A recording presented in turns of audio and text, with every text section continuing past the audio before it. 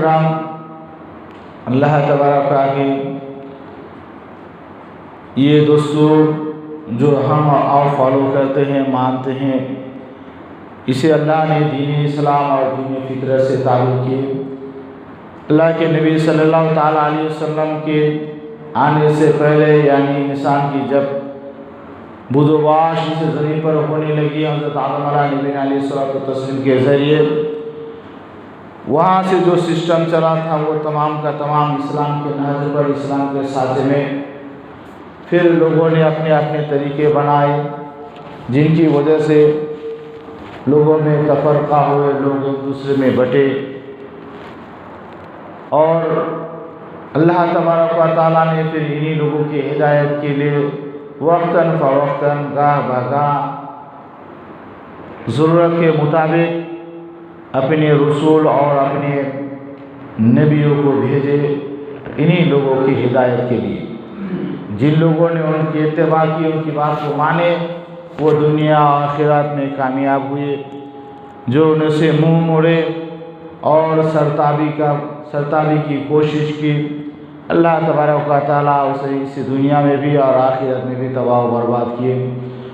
उन्होंने ख़ुद अपने आप पर जुल्म किए और उसके जुल्म की सज़ा उन्हें यहाँ भी मिली और फिर आखिरत तो मिलनी ही मिलनी है। तो जब ये तमाम चीज़ें तमाम दीन इस्लाम के अंदर हैं, तो अल्लाह तबारक व तआला ने फिर नबी आखिरुज़्ज़मा ख़ातमुल पैगम्बर अहमद मुज्तबा मोहम्मद मुस्तफ़ा सल्लल्लाहु ताला अलैहि वसल्लम को आखिरी नबी की हैसियत से दुनिया में मबूस किया। तो उन्हें एक ना ख़त्म होने वाली, एक ना मिटने वाली किताब और एक ना ख़त्म होने वाली शरीयत अता की गई, जिनके बारे में खुद नबी पाक सल्लल्लाहु ताला अलैहि वसल्लम ने इरशाद फरमाया कि जब मैं तुम्हारे दरमियान को सकील चीज़ें, भारी चीज़ें छोड़ के जाता हूँ, अगर तुम इसे मजबूती से पकड़े रहोगे तो तुम कामयाब हो जाओगे। वो दोनों चीज़ें कहा नबी पाक सल्लल्लाहु ताला अलैहि वसल्लम ने, मेरी सुन्नत है और अल्लाह की किताब। अल्लाह के नबी सल्लल्लाहु ताला अलैहि वसल्लम की शरीयत के मुताबिक अगर हम देखते हैं तो यूँ दुनिया के अंदर जब इंसान पैदा होते हैं तो उस वक्त से शुरू होकर के आखिर रसूमात तक जो हम अहले सुन्नत वल जमात की तरफ से लागू किए हुए हैं, जो हमारी बुजुर्गान दीन ने किए हैं, आका करीम सल्लल्लाहु ताला अलैहि वसल्लम के बहुत सारे फरमूदात से कशीद करके वहाँ से निचोड़ निकाल कर जो अमल लाए हैं, उनमें से सबसे अहम और सबसे बड़ी इबादत उसे हम नमाज कहते हैं। और इन्हीं नमाज को बुलाने के लिए जो चीज़ होती है उन्हें हम आज़ान के नाम पर जानते हैं। तो हम देखते हैं कि नमाज की फ़र्जियत या नमाज की फ़र्जियत मौकूफ़ होने के बाद भी, यानी दो चीज़ें, एक नमाज फ़र्ज हुए नहीं तब भी हम आज़ान को इस्तेमाल में लाते हैं। एक ये बात होगी कि आज़ान इंसान जो है अल्लाह की तकल्लुफ़ात से, अल्लाह की तरफ से आयद कर किए हुए फ़राइज़ से वो मुनक़ता हो गए, उनकी रूह परवाज़ कर गई, उसके बाद भी हम आज़ान से फ़ैज़याब होते हैं। ये सिर्फ़ अहले सुन्नत वल जमात की जो नसीब है कि वो लोग ऐसा काम करते हैं। और बुज़ुर्गान दीन का ये फरमान निशान है कि वो कहते हैं कि अगर हम इस पर अमल कर लेते हैं तो दुनिया व आखिरत की बहुत सारी बीमारियों और बलाओं से हम महफूज व मामून हो जाते हैं। पहली चीज़ को लेते हैं कि आज़ान इंसान की इस्लाम में के फ़राइज़ उसके तरफ मुतवज्जा होने से पहले हमारे बुज़ुर्ग दीन फरमाते हैं कि जब कोई बच्चा पैदा हो, खुद आला हज़रत ने इसी बात को लिखी है अपनी मलफूज़ात में कि उन्होंने बताया कि जब कोई के घर कोई बच्चा पैदा हो, चाहे बेटा की शक्ल में हो या बेटी की शक्ल में, जब बच्चा पैदा हो तो सबसे पहले उसके दाएं कान पर आज़ान कही जाए और बाएं कान पर जो इक़ामत कही जाए। इससे फ़ायदा ये होगा कि बच्चा तमाम तरह के तकालीफ से, जिन्नो इंसान के आसिफ और फ़रेब के जितने सारे शयातीन के असरात से वो महफूज हो जाएगा। और साथ ही साथ उम्मु सिबियान या सरा, यानी मिर्गी की बीमारी और उम्मु सिबियान जो एक ऐसी बीमारी है जानलेवा है, इससे भी बच्चा महफूज हो जाएगा। हम देखते हैं कि जिसने इस पर अमल किया है उसके बच्चे को फिर से अलग से दम दुरूद या फिर उन्हें रुका करने की ज़रूरत नहीं पड़ती, रुक़या करने की ज़रूरत नहीं पड़ती है। और जो लोग यहाँ थोड़ी सी कोताही कर लेते हैं तो तरह तरह के बच्चे परेशान होते हैं, रात रात भर रोते रहते हैं। उसकी सबब सिर्फ इतनी सी होती है कि पहले उसकी जो है शरीयत मुतहरा के फरमात पर अमल नहीं किया गया। अब ये बात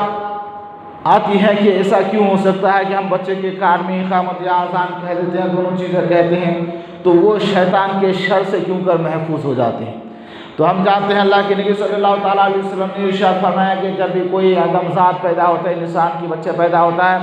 तो उसके साथ साथ दो हमजात भी होते हैं, एक अच्छा होता है एक बुरा होता है।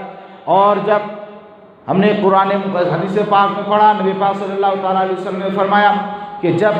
आज़ान दी जाती है तो शैतान पर आज़ान के कलिमात इतने भारी पड़ते हैं कि वह मदीना से छोड़ कर के वहाँ से जो है वीर सराय कोई एक जगह है वहाँ तक चले जाते हैं। यानी वहाँ से सहाबा इकराम ने कहा कि वहाँ से वो जगह जितनी दूरी पर है 36 मील की दूरी पर। अब ज़रा सोचें 36 मील, 1 मील करीब 2.5 किलोमीटर के आसपास है, तो कितनी दूर तक भागते चले जाते हैं। एक हदीस पाक में आया है कि जब आज़ान की जाती है तो शैतान गोज़ मारता हुआ पाता हुआ भाग जाता है। आज़ान की आवाज़ इतनी शैतान पर भारी है कि वो उसे बर्दाश्त नहीं कर सकता है। तो जब बच्चा पैदा होता है उसके साथ साथ शैतान भी आया हुआ है, तो जैसे आज़ान कही जाती है तो वो जो उसके साथ नेक हमजा होते हैं, जो नेक फरिश्ता की तरह मानिंद होते हैं, तो वो उस पर हावी हो जाता है और उसको जो है जितनी सारी सेफ्टी की चीज़ें जल्दी करनी होती है वो कर लेते हैं। साथ ही साथ अल्लाह की तरफ से आज़ान की आवाज़ सुन कर के फरिश्ते भी और भी रहमत के फरिश्ते आ जाते हैं और वो शैतान या वो शैतान जो उसके साथ पैदा हुआ था वो वहाँ से भाग जाता है। तो इंसान को अपने आप को बचाने के लिए, अपने खुद को काबू में करने के लिए अल्लाह की तरह से दोहरी तेहरी तौर पर जो है नेमतें आ जाती है, फरिश्ते आ जाते हैं और उसकी हिफाजत के काम हो जाते हैं। और उसके बाद जब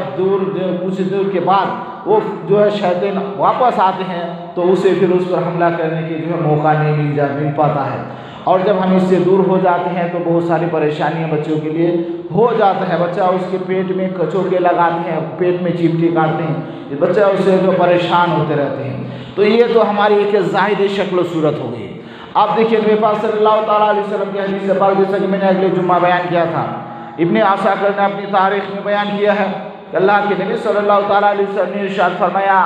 औरतों से बयान किया कि औरतें जब तुम बिलाल की आज़ान को सुनो तो हर एक कलमा को ऐसे ही दोहराते चले जाओ। हर एक कलमे के बदले तुम्हें अल्लाह तबारक व तआला 1000 नेकियां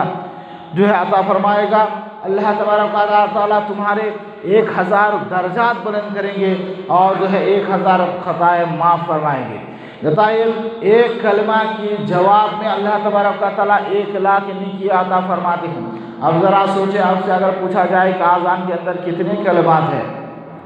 बता सकते हैं आज़ान के अंदर कितने कलमात हैं? ये भी परेशानी के सबब हो जाएगा कि कितने कलमात हैं।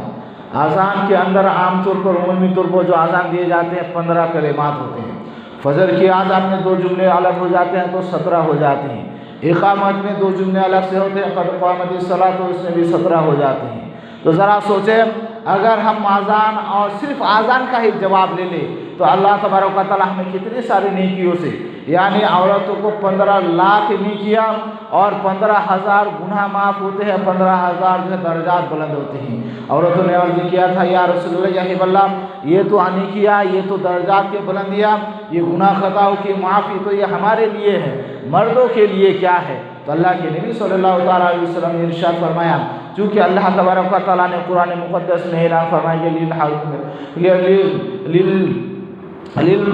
के जो बेटों के लिए जो है लड़कियों के डबल है, लिल हज़्ज़ मिस्र उनसियन, है ना, तो लड़कों के लिए लड़कों का डबल होता है। तो अल्लाह तबारक व तआला की ज़ात से उम्मीद है कि अल्लाह तबारक व तआला मर्दों को उसका डबल अता फरमाएगा। तो ज़रा सोचे, एक वक्त के आज़ान का अगर हम जवाब दे देते हैं, अपने आप को ठहरा करके जवाब दे लेते हैं, तो हमें इतनी सारी नेकियां मिल जाती हैं, इतने सारे गुनाह खता माफ़ हो जाते हैं। और ये आज़ान की जो स्टडी के बारे में मैंने बताया था कि अब्दुल्लाह बिन ज़ैद रज़ियल्लाहु अंसारी रज़ियल्लाहु ताला अन्हु ने ख्वाब में देखा था। वो आकर के बारगाह रिसालत में अर्ज़ की, या रसूलल्लाह ये कलिमात मुझे 2 शब्द पोश इंसान ने सुनाए तो मैंने आपके दरबार में आकर के पेश किया। हुज़ूर नबी पाक सल्लल्लाहु ताला अलैहि वसल्लम इन कलिमात को पसंद फरमाए और उनसे कहा कि ठीक है, ये जाकर के बिलाल से सिखा दो, इसलिए कि बिलाल की आवाज़ तुमसे ज़्यादा बुलंद है, ज़्यादा कवी है, लिहाजा उन्हें तुम सिखाते जाओ और वो जो है आज़ान पुकारे। जैसे वो आज़ान पुकारने लगे, हज़रत उमर फारूक रज़ी अल्लाह ताला अन्हु अपने तहबम को घसीटते हुए दौड़ते भागते एकदम बड़ी तेज़ी के साथ बारगाह रिसालत में हाजिर होते हैं और अर्ज़ करते हैं, या रसूल अल्लाह, या रसूल अल्लाह, उस ज़ात की इज़्ज़त और जलाल की कसम जिसने आपको और आपके रब ने हक़ को सदाक़त के साथ भेजा है, मैं आपको उस ज़ात की कसम खा करके कहता हूँ जो कलिमात अभी हज़रत बिलाल ने अदा की हैं, ये कलिमात मुझे मैंने जो है ख्वाब में सुनी है, मैंने देखा है ख्वाब में एक इंसान को इस पढ़ते हुए इस तरह की आवाज़ें करते हुए। तो अल्लाह के नबी सल्लल्लाहु अलैहि वसल्लम ने फरमाया कि मोमिन का ख्वाब ये नबूवत के 40वां हिस्सा है, यानी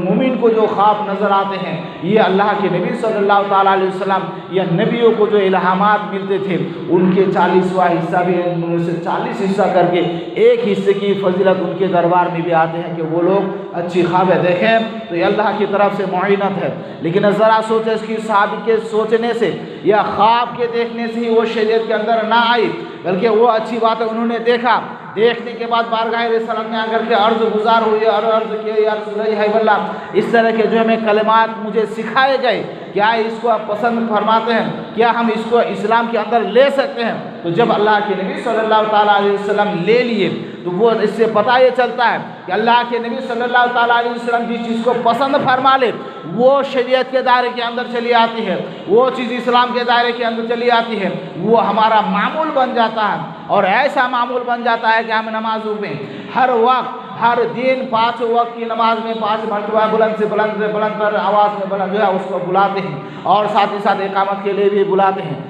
ज़रा सोचें, अल्लाह के नबी सल्लल्लाहु अलैहि वसल्लम में इसी नमाज के सिलसिले में और दूसरे तरीक़े भी पेश किए गए थे। अल्लाह के नबी सल्लल्लाहु अलैहि वसल्लम ने उन्हें एक्सेप्ट ना किया, उन्हें पसंद ना फरमाई। तो बताइए, अल्लाह के नबी सल्लल्लाहु अलैहि वसल्लम की पसंद कर लेने से ही शरीयत के दायरे के अंदर चली आती है और नापसंद करने से ही वो शरीयत के दायरे से बाहर हो जाती है। तो ज़रा सोचें ना, जिस इंसान की पसंद की इतनी कदर व कीमत है कि अल्लाह तबारक व तआला खुद ऐलान फरमाता है कि वो जो हबीब ने पसंद कर लिया है, आप अगर तुम उन कलिमात को सुन करके सिर्फ जवाब देते रहोगे तो हर एक लफ्ज़ के जवाब देने से तुम्हें 2-2 लाख जो नेकियां अता की जाएगी, 2-2 हज़ार जो तुम्हारे ख़ताएँ माफ़ की जाएगी, 2-2 हज़ार दर्जे तुम्हारे बुलंद किए जाएंगे। अब ज़रा सोचें ना, उनकी इख्तियारात का आलम क्या होगा कि उन्होंने इन कलिमात को पसंद कर लिए तो ये इतने सारे जो नेकियां मिल गई। हज़रत अबू हुरैरा रज़ियल्लाहु ताला अन्हु से मरवी है, अल्लाह के नबी सल्लल्लाहु अलैहि वसल्लम ने एक मरतबा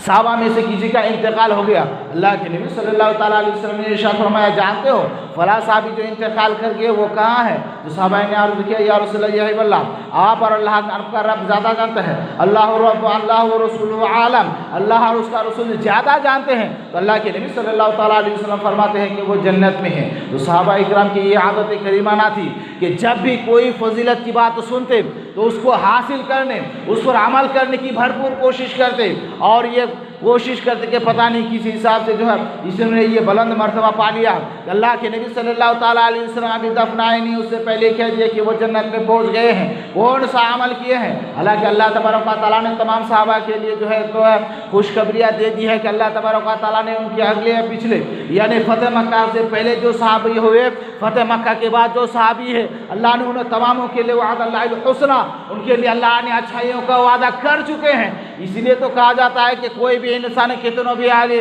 कितनों भी जो है अल्लाह का वली हो जाए, मुकर्रब हो जाए, गौस कुतुब अब्दाल कुछ भी हो जाए, सहाबी के मर्तबे को नहीं पहुँच सकता, इसलिए कि उनके लिए अल्लाह ने वादा कर चुका है। और बाकी जितने सारे लोग हैं इनके लिए अल्लाह का कोई वादा नहीं है। अगर मीज़ान अमल में खड़ा उतरेंगे तो अल्लाह की मर्जी होगी, अगर चाहेगा तो अल्लाह तबारक व तआला उसे जन्नत में अता करेगा, अगर अल्लाह तबारक व तआला अदल इंसाफ में आ जाए तो उसे जहन्नम में भेज देगा। वो जहन्नम में भेज दे तो ये उनका इंसाफ है, और अगर जन्नत में भेज दे तो ये उसकी मेहरबानी है। तो बाकी लोगों के लिए कोई वादा नहीं है, बल्कि हम अपने हिसाब से हमारे अमल होंगे। अल्लाह के नबी सल्लल्लाहु अलैहि वसल्लम सुपारिश करेंगे तो अलग मैटर होगा, लेकिन सहाबा इकराम के लिए ख़ास तौर पर कुरान अज़ीम में अल्लाह तबारक व तआला ने वादा कर लिया है। तो सहाबा इकराम ने पूछा उनकी बेवा से कि बताइए ना, आपके शोहर नामदार कौन सा ऐसा अमल करते थे जिसकी वजह से अल्लाह के नबी सल्लल्लाहु ताला अलैहि वसल्लम ने उसके इंतकाल पुरमलाल होने के बाद अल्लाह के नबी सल्लल्लाहु ताला अलैहि वसल्लम ने ऐलान कर दिया कि वो जन्नत में पहुंच चुके हो, जन्नती है। तो लोग वो जो बेवा अर्ज करने लगती है, मुझे तो ऐसा कोई अमाल नज़र नहीं आते हैं, जैसे तुम लोगों के सामने थे वैसे मेरे सामने भी। लेकिन एक बात ज़रूर है कि दिन हो या रात, जिस हाल में भी, जिस वक्त भी, कभी भी आज़ान के कलिमात सुनते, आज़ान कभी भी सुनते तो उसका जवाब ज़रूर देते थे। तो ज़रा सोचे ना, ये आज़ान क्या है? आज़ान एक ऐसी चीज़ है कि जिसके अगर जवाब दे देते हैं अल्लाह के नबी सल्लल्लाहु ताला अलैहि वसल्लम के फरमाने अली शान और सहाबाए किराम के अमल से ज़ाहिर होता है कि वो जन्नत में पहुँचाने का सबब है। वो अर्ज़ करती है कि हमने हमेशा देखा, दिन हो या रात, कभी भी आज़ान सुनते तो ठहर जाते, अपने काम को छोड़ते और आज़ान के कलिमात के जो है जवाब देते रहते। तो इससे पता ये चलता सहाबाए किराम ने अर्ज़ किया क्या मामला यही होगा कि आज़ान की फजीलत की बरकत, आज़ान की बरकत और जवाब देने की बरकत से अल्लाह तबारक व तआला ने उसे ये मकाम रफ़ी अता फरमाई। अब ज़रा सोचें कि आज़ान में होता क्या है। आज़ान में अल्लाह की किबरियाई बयान की जाती है, अल्लाह की वहदानियत बयान की जाती है। सबसे पहले हम कहते हैं अल्लाहु अकबर, अल्लाहु अकबर, अल्लाह सबसे बड़ा है, अल्लाह सबसे बड़ा है। जब हमने उसका जवाब दिया तो उसके जवाब में सिर्फ वही कहते हैं जो कलमा सुने हैं उसी का ही जवाब देते हैं, अल्लाहु अकबर, अल्लाहु अकबर। यानी वो जो कह रहे थे आप उसकी भी तस्दीक कर रहे हैं और आप अपनी बात भी मनवा रहे हैं। उसके बाद कहते हैं अशहदु अन ला इलाहा इल्लल्लाह, मैं गवाही देता हूँ। मुअज़्ज़िन ये कह रहा है कि मैं गवाही देता हूँ कि अल्लाह एक है और उसके सिवा कोई इबादत के लायक नहीं है। आप ये तमाम सिफ़त कमालिया के जामे हैं, उसकी सिर्फ अब्द ख़ास एक ही है जिसको अल्लाह तबारक व तआला ने अब्द ही कहा, वो उसका बंदा ख़ास है। और उस बंदा ख़ास का मर्तबा कितना है कि जब सो रहे हैं तो जिब्रील अमीन आते हैं जिनकी मुलाकात के लिए